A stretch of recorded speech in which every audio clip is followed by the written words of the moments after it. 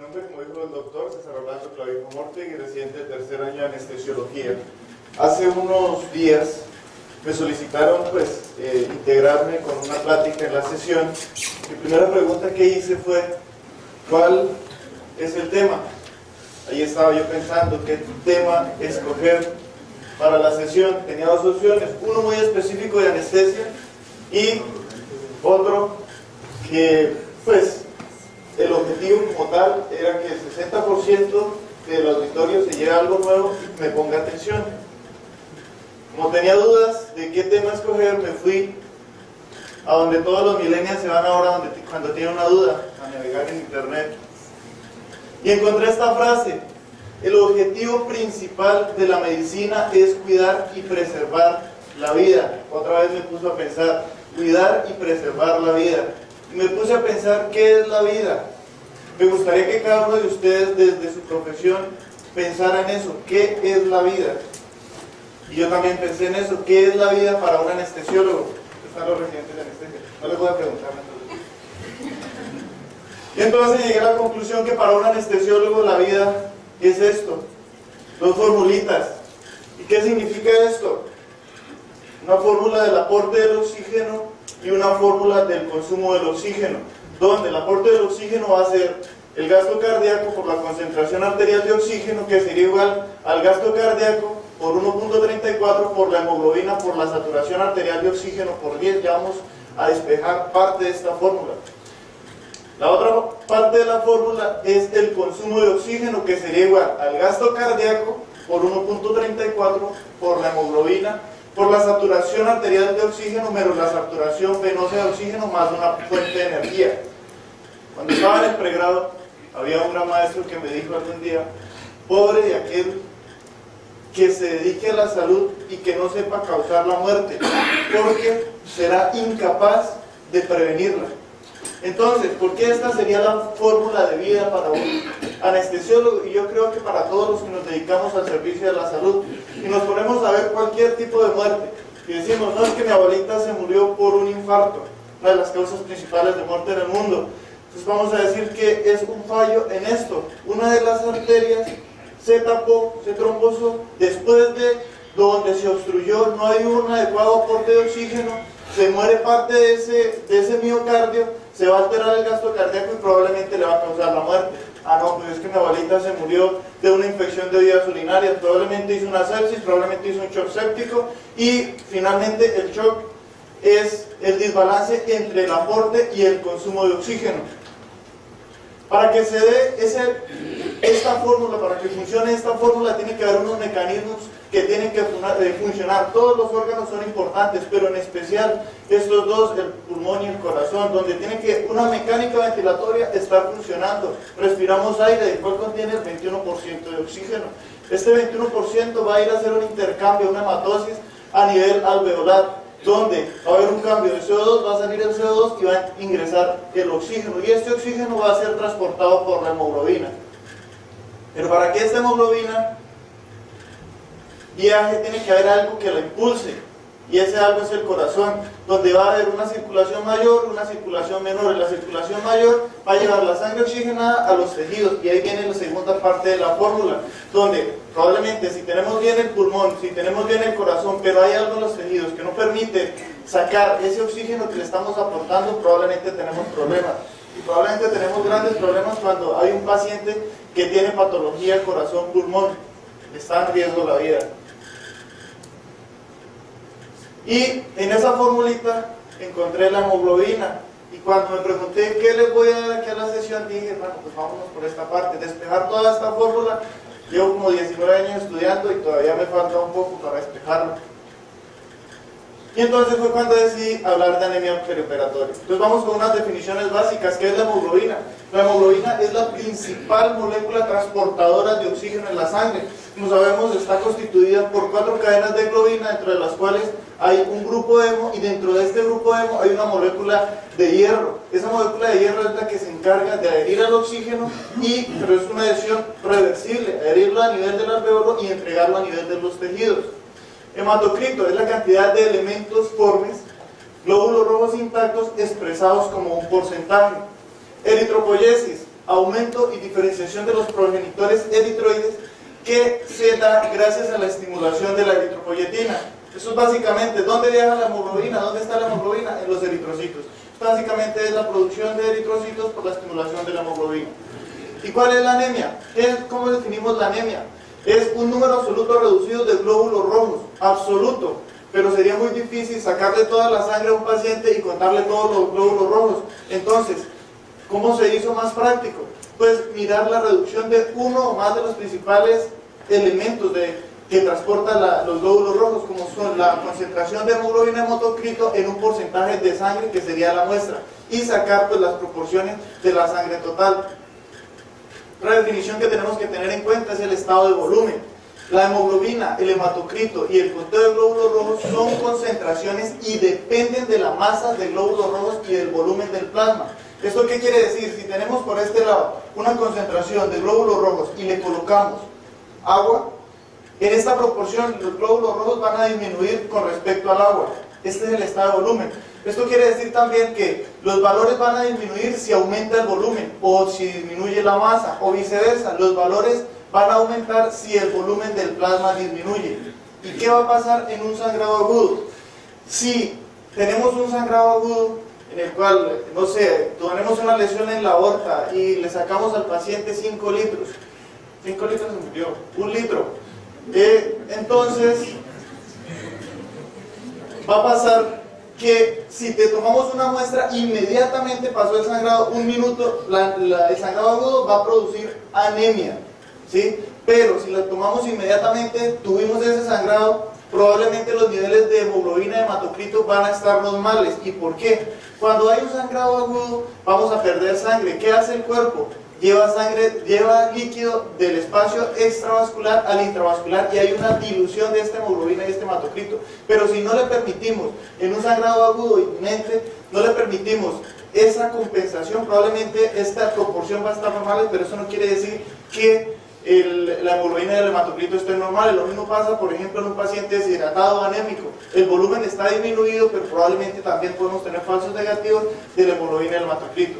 ¿Y cómo se define la anemia según valores? Según la OMS. En hombres, hemoglobina menor de 13.5, hematocrito menor a 45. Mujeres, hemoglobina menor de 12 o hematocrito menor de 36.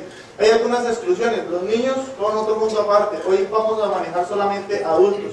Unas exclusiones de esta definición de anemia: vivir a gran altitud, fumadores o expuestos a humo de leña, afroamericanos, enfermedades crónicas y adultos mayores. Y entonces, ¿para qué nos sirve la hemoglobina como tal? ¿Y de dónde? ¿Se acuerdan que la formulita que anteriormente vimos, veíamos 1.3? Este sale de acá. Cada gramo de hemoglobina transporta 1.3 mililitros de oxígeno. De este 1.3 mililitros de oxígeno solamente se consumen el 25% de este oxígeno que se lleva. Entonces, eso quiere decir que aproximadamente 20 mililitros de oxígeno son transportados por cada 100 mililitros de sangre y se gastan 5. ¿Y esto para qué? Para que podamos tener un sangrado permisible, para que si tenemos un accidente y perdemos, no sé, 500, 1000 mililitros, podamos compensar esa pérdida de sangre y se siga suministrando el oxígeno a los tejidos. Y entonces, ¿qué pasa si disminuyen estos niveles de hemoglobina y hematocrito?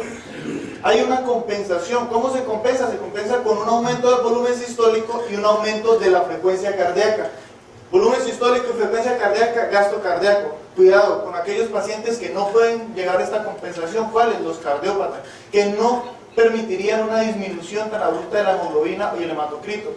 Entonces, así que el suministro de oxígeno de 20 mililitros se puede mantener con medidas compensadoras hasta hemoglobina de 7-8. Es decir que podemos llegar a perder sangre hasta tener una hemoglobina de 7-8, un paciente sano, sin que se disminuya este aporte de oxígeno. Y entonces, esto pasaría en un paciente con una anemia crónica, pero en un sangrado agudo, como lo dije anteriormente, hay una depresión de volumen intracelular, extracelular, al igual que intra y extravascular. Esto va a llevar a que si hay una disminución de este volumen, una hipotensión persistente, y si hay una hipotensión persistente, probablemente esa hemoglobina, esos glóbulos rojos no van a llegar al tejido, van a tener un shock y probablemente la muerte. Diferente los pacientes que tienen una anemia crónica, que el líquido extravascular va a ingresar al torrente sanguíneo, al intravascular, y va a haber esa compensación y probablemente sí vayan a aguantar esta hemoglobina tan baja de 7 a 8. ¿Cuál es la prevalencia de la anemia? Traje una tabla donde se compara por sexo, masculino o femenino, y por grupos etarios. Siempre las mujeres dan los problemas. Las mujeres, por las pérdidas que tienen mensuales, van a ser más anémicas que los hombres. Sin embargo, esta proporción cambia más o menos después de los 75 años y está relacionado con las enfermedades crónicas. Pero llama la atención que un alto grupo de pacientes tiene anemia, hasta un 10%, y en pacientes jóvenes y pacientes sanas. ¿Y cuál es la importancia de esto? El desarrollo de las anemias es un factor de riesgo que aumenta la mortalidad en varios entornos clínicos: enfermedad renal crónica, malignidad, insuficiencia cardíaca, adulto mayor, procedimientos quirúrgicos, que es lo que pues finalmente hoy vamos a hablar. ¿Cuáles son las causas de la anemia como tal? Nutrientes, trastornos de la médula ósea, supresión de la médula ósea, bajos niveles de hormonas tróficas, eritropoyesis ineficaz. Estas son las más comunes y estas son pues las que más están relacionadas con el tema de hoy, porque si nos vamos a las causas, pues nos llevaría media vida de un hematólogo. Entonces, acá les traigo unos esquemas en los cuales vemos que la deficiencia de hierro es la que más tiene prevalencia, la que más, pues en estas proporciones, es la que más tiene significancia. Entonces, cuando tenemos una anemia, para poder hacer el diagnóstico podemos irnos por dos enfoques: uno cinético, que se dirige a los mecanismos responsables de la caída de la concentración de la anemia, y uno morfológico, que categoriza las anemias a través de la alteración del tamaño de los glóbulos rojos. Entonces, en cuanto al enfoque cinético, tenemos tres mecanismos: una disminución de la producción de glóbulos rojos, un aumento de la destrucción de glóbulos rojos y una pérdida de sangre. Esto es como el matrimonio: disminución de la producción. Si el esposo no trabaja, pues poco dinero va a tener en el bolsillo. Si trabaja, pero la esposa le gasta todo el dinero, va a haber aumento de la destrucción, o sea, también poco dinero va a tener en el bolsillo. O si el bolsillo pues está roto, pues hay una pérdida de sangre. Es básicamente el enfoque cinético. Entonces, la disminución de la producción de glóbulos rojos está dado por la disminución de la eritropoyesis y la disminución de los aportes de hierro. El aumento de la destrucción: se dice que los glóbulos rojos tienen una vida útil más o menos de 100 días. Todos los glóbulos rojos que tengan o se hagan una hemólisis que se lisen antes de los 100 días, probablemente la médula ósea va a tener dificultades para reponer esos glóbulos rojos que se dañaron. ¿Cuáles son las causas más frecuentes? Anemias hemolíticas heredadas y adquiridas, aumento de la destrucción de glóbulos rojos normales por un agrandamiento del vaso y hemólisis intravascular. ¿Qué vamos a tener cuando observamos esta lisis de los glóbulos? Aumento de lactato deshidrogenasa, bilirrubina directa y ictericia clínica. Pérdida de sangre, que sería el tercer factor del enfoque cinético. Entonces, sangrado evidente lo vamos a ver fácilmente: sangrado oculto y sangrado inducido. En cuanto al enfoque morfológico, tenemos que vamos a medir el tamaño de los glóbulos rojos. Entonces, tenemos tres elementos para medirlo: volumen corpuscular medio, hemoglobina corpuscular media y el ancho de distribución de glóbulos rojos. En cuanto al volumen corpuscular medio, es básicamente mirar el tamaño del glóbulo rojo, la hemoglobina, la concentración como tal que lleva este glóbulo rojo, y el ancho de distribución de glóbulos rojos es mirar qué tantos glóbulos rojos están pequeños o grandes para la proporción de glóbulos rojos total. Entonces, en este orden tenemos anemia macrocítica, anemia microcítica. Anemia macrocítica, cuando el volumen corpuscular medio está mayor a 100 femtolitros. ¿Cuáles son las causas? Aumento de los reticulocitos y aumento cuando hay una alteración en el metabolismo de los ácidos nucleicos de los propulsores eritroides. Anemia microcítica, cuando el volumen corpuscular medio está menor a 80. Esto tiene que ver con el contenido de hemoglobina disminuido dentro del glóbulo rojo. Las causas básicamente son la disminución de la disponibilidad de hierro, trastornos adquiridos de la síntesis del grupo hemo y reducción de la producción de hemoglobina. Y tenemos también una anemia normocítica, que es la que queda a la mitad, entre 30 y 80 femtolitros. Las causas: hemólisis, sangrado agudo, insuficiencia renal. Entonces, traigo un algoritmo para más o menos podernos orientar. Entonces, tenemos que, si están pequeños, los glóbulos rojos, microcíticos, alteraciones en el hierro, estudios que nos lleven a ver si hay alguna alteración en el hierro. ¿Cuáles son los tres estudios más importantes? Las concentraciones del hierro, la transferrina, que es la que transporta ese hierro, o la ferritina, que es la que lo almacena. Probablemente, y la principal causa, va a ser una alteración en la concentración de hierro. Pues si está normal, ¿qué podemos tener? Lo más probable es que tengamos hemólisis, que los glóbulos rojos que estén produciendo sean normales, pero se están destruyendo más de lo que se produce.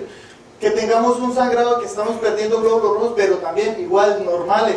O que haya una insuficiencia renal, que se disminuya la producción de eritropoyetina y que no se esté estimulando para que se produzca la adecuada cantidad de glóbulos rojos. O por el contrario, tenemos que los glóbulos rojos están muy grandes, macrocíticos, mayor a 100 femtolitros, y lo más probable es que tengamos una disminución o una deficiencia de vitamina B12 o de folatos. Y entonces, ¿qué hacer cuando tenemos un paciente que lo encontramos con anemia? Primero que todo, siempre, todo paciente con anemia tiene un signo de enfermedad. Y debemos responder las siguientes preguntas, que son muy fáciles de enfocar en un examen clínico. ¿Está el paciente sangrando? Si lo vemos con un trauma, que tiene una herida en la femoral, pues está anémico, por esto, está sangrando. ¿Existe evidencia de un aumento de la destrucción de glóbulos rojos? ¿Y cómo lo vamos a ver clínicamente? Paciente está ictérico, paciente tiene una esplenomegalia, fácil. ¿Se ha suprimido la médula ósea? Pacientes con antecedente de quimioterapia. El paciente tiene deficiencias de hierro o de vitamina B12, pacientes desnutridos o pacientes que tengan algún tipo de patología que le lleve a una disminución en la absorción de estos nutrientes. Y entonces, ¿qué consecuencias tiene la anemia? Esto depende del grado de anemia, de la velocidad con la que evoluciona y de la disminución del suministro de oxígeno. Entonces, ¿qué tenemos? ¿Quién era el que transportaba el oxígeno? La hemoglobina. ¿Dónde viene la hemoglobina? En el glóbulo rojo. Entonces, diríamos que la forma más fácil es colocarle glóbulos rojos. ¿Y dónde conseguimos los glóbulos rojos? Pues de otra persona. Nadie produce glóbulos rojos sintéticos. Entonces, ¿sería la transfusión de sangre la solución a la anemia y a la pérdida de sangre en la cirugía? Es un interrogante bien grande. Tal vez sí, tal vez no. Consideraciones para transfundir un paciente. Anemia con signos y síntomas de hipoxia tisular en pacientes normovolémicos. Hemoglobina preoperatoria menor a 8 en pacientes con alto riesgo de hemorragia. Cuando la anemia no tenga tratamiento, en rojo, cuando la anemia no tenga tratamiento específico y la intervención no sea diferible. Entonces, ya nos empieza a dar las pautas de que transfundir como que no. Pacientes con enfermedad coronaria, accidente cerebrovascular o enfermedad pulmonar severa, edad mayor de 70 años y con hemoglobina menor a 10 gramos sobre decilitro, con síntomas. Y entonces viene otra pregunta. ¿Es la cifra de hemoglobina y hematocrito el punto indicativo de transfusión? Si vemos aquí 8, pero tiene que tener algo más. Si vemos aquí 10, pero tiene que tener algo más. Entonces, consideramos que es un punto de referencia, valores de 7, pero no es el punto indicativo. Primero prevalece la clínica del paciente. En casos de sintomatología que obligue a transfundir, se hará con la menor cantidad de eritrocitos necesarios para corregir los síntomas. Y ya vamos a ver por qué. No se deberá marcar como meta el superar los 10 gramos de decilitro o llegar a cifras normales con las transfusiones. Simplemente disminuir estos síntomas, simplemente llevar un adecuado aporte de oxígeno a los tejidos. ¿Y por qué? ¿Por qué manejar todo esto? Les traigo este review. Este fue publicado en el 2015, donde pues nos dan un manejo de la sangre del paciente para reducir el riesgo quirúrgico. Lo primero que nos dice este artículo es que la anemia perioperatoria y la transfusión de sangre son riesgos quirúrgicos identificables que aumentan la mortalidad. Tanto la anemia como la transfusión. Entonces, como que la pregunta de que si es la solución transfundir un paciente anémico siempre, no. Tenemos unas indicaciones muy específicas. Pero esta morbimortalidad es prevenible, es lo que nos dice este artículo. Y nos da 3 pilares de manejo en el paciente. En el preoperatorio, en el transoperatorio y en el posoperatorio. ¿Y qué nos dice? Que debemos optimizar la eritropoyesis, que debemos minimizar la pérdida de sangre y que debemos manejar la anemia. Esos son los tres pilares como para disminuir la necesidad de transfusiones como tal. Entonces, en optimizar la eritropoyesis, primero, diagnosticar la anemia. En el preoperatorio, no se nos puede pasar un paciente que tenga anemia programado para cirugía y pasarlo así, aumenta la mortalidad, ya lo vimos anteriormente. Identificar, evaluar y tratar la anemia, siempre, evaluar y tratarla, sí se vale reprogramar, no es que los anestesiólogos no queramos trabajar. A nivel de minimizar la pérdida de sangre, identificar aquellos pacientes que tienen riesgo de sangrado, bien sea por antecedentes o bien sea que tomen algún tipo de medicamento que nos lleve a aumentar el sangrado, y manejar la anemia. ¿Cómo vamos a manejar la anemia desde el preoperatorio? Ahorita los últimos lineamientos consideran de que llevar a un paciente a una cirugía es como llevarlo a una maratón, se lleva a un esfuerzo, un traumatismo quirúrgico, un traumatismo anestésico. ¿Y qué pasa si un maratonista no entrena? Lo más probable es que él pierda la maratón. ¿Y qué pasa si no entrenamos a un paciente que esté en las mejores condiciones para llevarlo a cirugía? Probablemente puede perder ese maratón. Y perder un maratón en este paciente probablemente es igual a la muerte. En el intraoperatorio, programe la cirugía con la optimización de la masa de glóbulos rojos. Paciente en las mejores condiciones. Hemostasia meticulosa. Aquí viene el trabajo del cirujano. Que no esté sangrando, cada glóbulo rojo significa vida. Estrategias de ahorro de sangre como hemodilución o recuperación celular y agentes hemostáticos o farmacológicos. Optimizar el gasto cardíaco, optimizar la oxigenación y umbrales de transfusión basados en evidencia, que ya más adelante los vamos a ver. Y en el posoperatorio, continuar la estimulación de la eritropoyesis, controlar ahí el sangrado, tratar de que si se controló el intraoperatorio probablemente no va a sangrar, y si en el posoperatorio pues consideramos que va a sangrar, tener especial cuidado y no esperamos a que sangre grandes cantidades para hacer alguna intervención, y igual maximizar la entrega de oxígeno por otros medios. Entonces, ¿por qué no transfundir? Traigo este estudio retrospectivo que valora la asociación entre la transfusión de sangre, la mortalidad y la morbilidad 30 días después del sometimiento de un paciente a cirugía no cardíaca. Una N de 10.100 pacientes. La conclusión a la que llegó este artículo fue que la transfusión intraoperatoria se asoció con mayor riesgo de muerte. Un OR de 1.9, factor de riesgo. Si se transfunde, el factor de riesgo para muerte. Más probabilidades de tener complicaciones pulmonares, sépticas de la orina o tromboembólicas, efectos inmunomoduladores, riesgos de la sobrecarga circulatoria, reacciones transfusionales, complicaciones infecciosas, y de ahí 1000 en adelante. Otro artículo, revisión sistemática de más de 20.000 pacientes con cáncer colorectal. ¿Qué encontró este artículo? 58.8 de los pacientes que recibió la transfusión, del total de pacientes, estos 20.000, 58.8 recibieron transfusión de sangre. Asociación con aumento de la mortalidad por todas las causas con un OR de 1.72, nuevamente, factor de riesgo a transfundir. Aparte de eso, tiene mortalidad relacionada con el mismo cáncer, con la misma patología, recurrencias de metástasis y muerte. Aquellos pacientes que se transfundían, comparados con los que no se transfundían, tenían una mayor recurrencia de metástasis y muerte. Infección postoperatoria y reintervención quirúrgica. Otro artículo.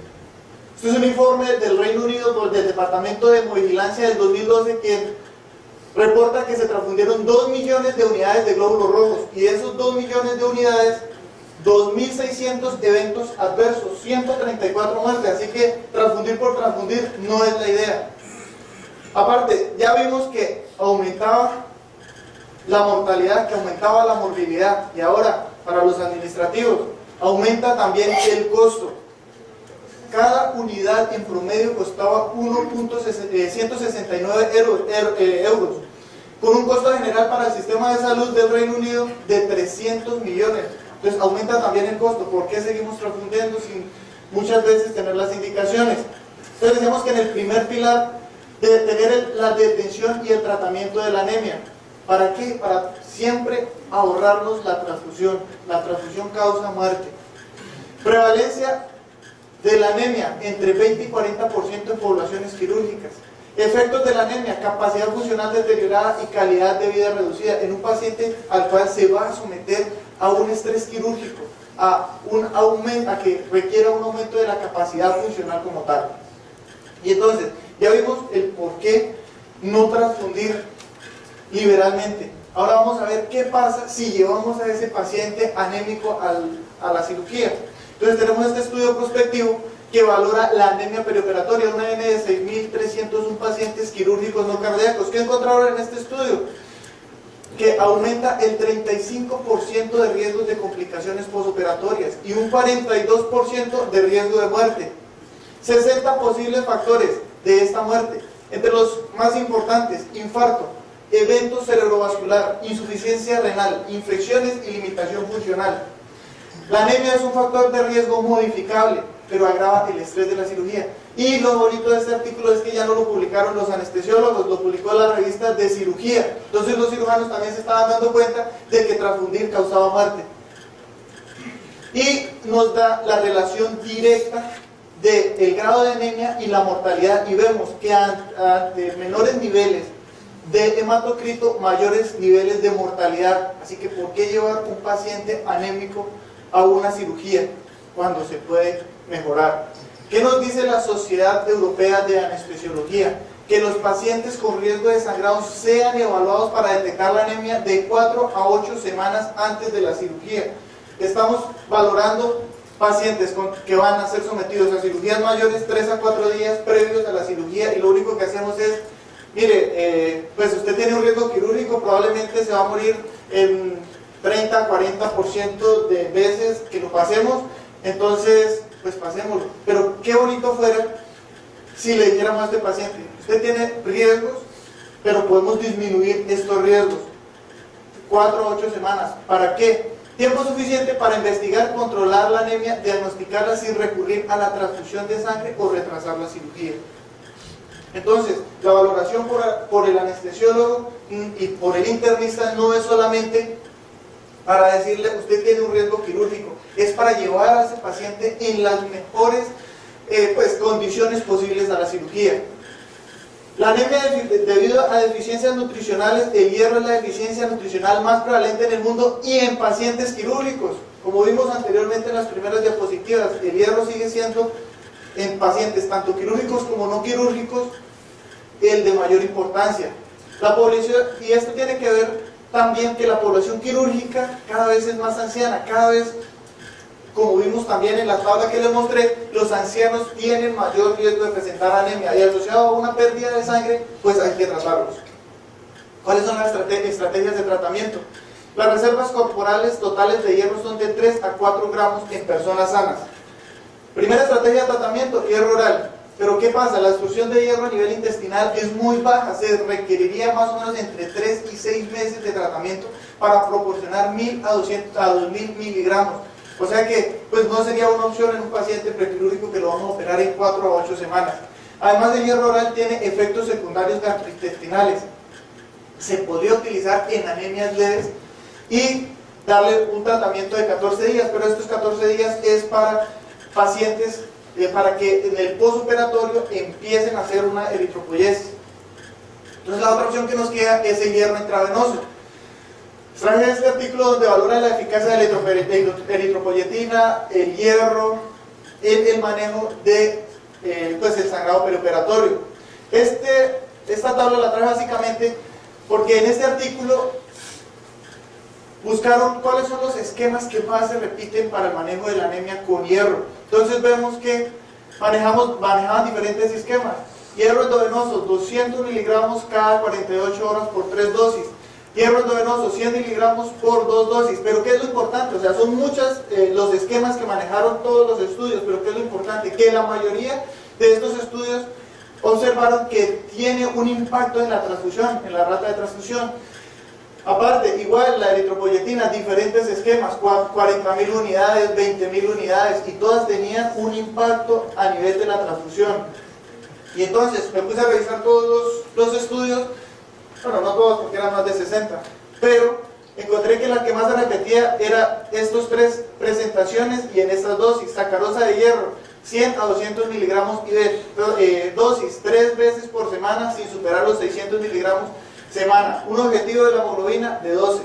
Hierro carboximaltosa, dosis 1000 miligramos IV una vez por semana y no superar los 15 miligramos por kilo.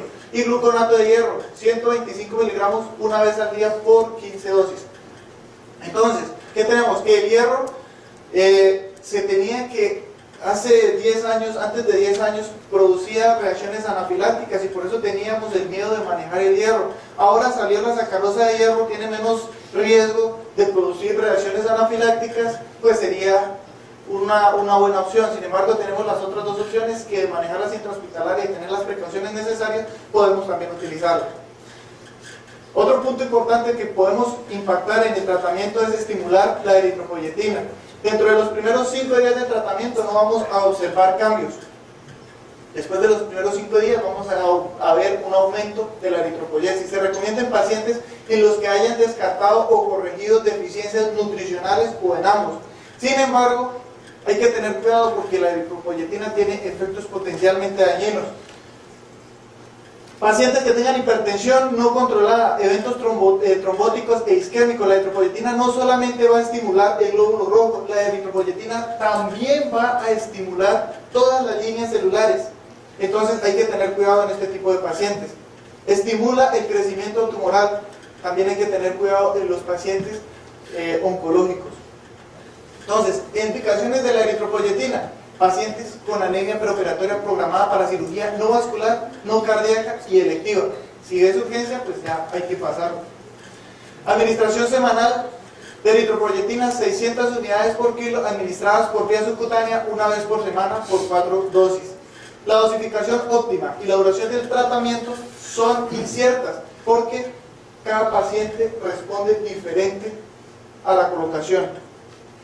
Entonces, vemos que una de las condiciones que disminuye la estimulación de la médula ósea es la reserva de hierro. Hay otras opciones de manejo en las cuales ponen hierro, eritropoyetina, vitamina B12 y folato. ¿Y esto con qué fin? La eritropoyetina va a estimular la médula ósea, pero si no tenemos sustrato, es como tener que ir a cocinar, tenemos bastante gas, pero no tenemos que echarle a la olla, ¿verdad? Entonces tenemos que tener sustrato, hierro y sulfato para que se produzcan los eritrocitos y que estos sean funcionales. Entonces, ¿cuáles son las propuestas de manejo? Hemoglobina mayor a 14, no tratamiento. De 12 a 14 sería como una anemia leve, que lo podríamos dar manejo por 48 horas previo al procedimiento de hierro oral para que se inicie la producción de hemoglobina posterior a la cirugía. De 10 a 12, 500 miligramos endovenosos, valorar a los 7 días y el objetivo siempre va a ser 12. Y menor de 10, si son menores de 65 kilos, 500 miligramos por 7 días y revalorar nuevamente otros 7 días hasta llegar al objetivo que sea la hemoglobina igual o mayor a 12. Si es mayor de 65 kilos, 1000 miligramos. Entonces, si tenemos un paciente de urgencias, cirugía, ¿vamos a exponerlo a riesgo? Sí. ¿Que la mortalidad de un paciente de urgencias es mayor? También. ¿Que probablemente vamos a requerir sangre? Pues sí. Hacer el checklist de qué necesitamos, de cuánta sangre necesitamos y pues pasarlo a cirugía. Si es una cirugía electiva, mirar qué probabilidad tiene de sangrado, porque no todos los pacientes vamos a ir a llevarlos a terapia con hierro, no todos los pacientes vamos a someterlos a este tratamiento. Entonces, si tenemos una probabilidad de transfusión menor al 10%, llévalo a cirugía. Si tenemos una probabilidad de sangrado y de transfusión mayor al 10%, es ahí donde tenemos que ver cómo está la hemoglobina. Si está normal, llévelo a cirugía. Pero si la hemoglobina tiene algún tipo de anemia, valorar el estado del hierro y corregir la deficiencia de hierro, o por el otro lado corregir la eritropoyesis. En el pilar 2 tenemos la reducción de la pérdida de sangre perioperatoria. Entonces, tenemos que manejar la técnica anestésica, terapia antiplaquetaria y anticoagular. Hay que ver por qué le están poniendo a este paciente ASA, por qué le están poniendo a este paciente clopidogrel, y ver ¿Cuál es el riesgo que va a tener? ¿Qué va a ser más fácil? ¿Controlar el sangrado o controlar una isquemia? ¿Sí? Entonces, se dice que el anestesiólogo es el mejor administrador de riesgos. Si suspende esto, probablemente le vaya a hacer una isquemia. Si no lo suspende, probablemente le va a sangrar. Entonces ahí es donde nosotros entramos a valorar qué es lo más conveniente para el paciente. Si hacer una terapia puente o si no realizar una terapia puente. Intervenciones farmacológicas y de rescate celular y técnica quirúrgica. En cuanto a la técnica anestésica, les traigo este metaanálisis, 66 estudios en donde comparaban la anestesia neuroaxial, subaracnoidea, peridural y la anestesia general. ¿Qué nos muestra este artículo? Que la anestesia raquídea resultó en una pérdida sanguínea menor en comparación con la anestesia epidural, que a su vez produjo significativamente menos sangrado en comparación con la anestesia general, con una P muy significativa, P menor de 0.0001. Así que en estos pacientes que queramos ahorrar sangre y que no tengan contraindicado un bloqueo neuroaxial, tenemos que darse. Técnica anestésica, evitar hipotermia, acidosis e hipocalcemia. La hipotermia y la acidosis van a disminuir la función de la plaqueta y se ve afectados los factores de coagulación. Se dice que por cada grado de temperatura que se disminuye, aumenta la pérdida de sangre en un 16%, y tan fácil que es controlarle la temperatura. Y la hipocalcemia, pues porque el calcio es un factor de coagulación y pues está involucrado como tal en la cascada. Técnica quirúrgica, obviamente las cirugías menos invasivas, laparoscópicas, mínimamente invasivas, van a tener menos sangrado, y la posición del paciente, aquellas posiciones que lleven a que haya una disminución del retorno venoso y que haya una éstasis venosa, van a tener mayor riesgo de sangrado. Aparte de eso, en el intraoperatorio podemos utilizar medicamentos, ácido tranexámico. Afortunadamente acá en las últimas cirugías ya lo hemos tenido y vemos que sí funciona, y este ensayo también nos lo demuestra. Un ensayo muy famoso que se publicó en el 2010, el CRASH 2, controlado, aleatorizado, multicéntrico, 274 países, 274 hospitales, 40 países, la muestra de 20.211 pacientes. ¿Qué hicieron en este estudio? Empezaron a colocar ácido tranexámico comparado con placebo a dosis de carga de 1 gramo durante 10 minutos y luego de infusión de 1 gramo durante 8 horas. ¿Qué mostró este estudio? Que la administración temprana, dentro de las primeras 3 horas de este gramo, seguido de la infusión de 1 gramo durante 8 horas, redujo significativamente el riesgo de muerte por hemorragia y mortalidad de cualquier causa en hemorragia. O sea que hay que utilizarlos, lo tenemos, hay que utilizarlos. Redujo un RR la transfusión, factor protector, y veíamos anteriormente que la transfusión causaba riesgo. RR 0.61, factor protector, entonces está demostrado que sí sirve el ácido tranexámico. Otras medidas, salvamento celular, hemodilución normovolémica, que no sería bueno llegar hasta este punto, pero que también sirve y que comparado con la transfusión tiene menor riesgo. Y el último pilar, aprovechamiento de la reserva fisiológica. Umbrales de transfusión restrictivos no son inferiores a los umbrales de transfusión liberales, como vimos en las primeras diapositivas, que no es una cifra de hemoglobina, es una sintomatología del paciente. Entonces, ¿a qué conclusiones llegamos? Primero, que es frecuente, 30% de los pacientes quirúrgicos, de 20 a 40, en promedio 30% van a tener anemia, donde el hierro y la aplasia de médula son los de mayor impacto, y como vimos, se le puede colocar hierro y se le puede colocar eritropoyetina.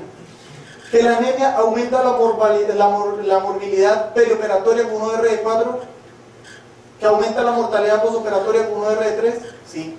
Que la transfusión aumenta la mortalidad, sí.